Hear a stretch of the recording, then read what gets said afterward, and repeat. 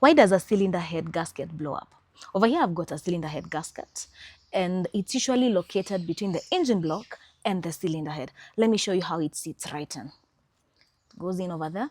Then over here, you've got to align it to these ones. When you look at it, it has quite a number of holes.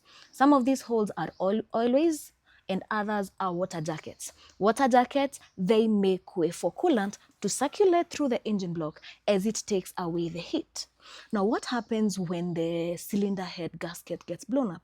These places, they form gaps because as in the gasket forms some gaps. And when these gaps are formed, now the oil and the coolant mix. When oil and coolant mix, it compromises on the cooling of the engine, it compromises on lubrication of the engine. When that happens, then you have a lot of issues on your hand. So how do you, what causes the gaskets to blow up in the first place? Overheating. You realize that this is a very thin strip of metal. Just looking at it, a very thin strip of metal. So when overheating happens, then definitely there will be a loophole whereby this one will be damaged.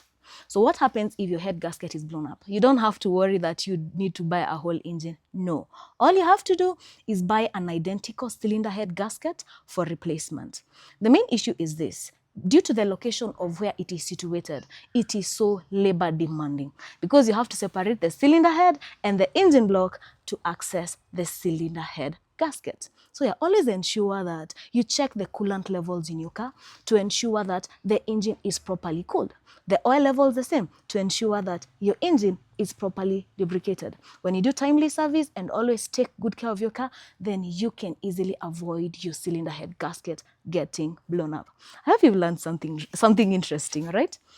And now, if you've not yet subscribed to my YouTube channel, the channel goes by the name For Real KE and the link is on the bio. Kindly consider subscribing and I'll highly appreciate it for real.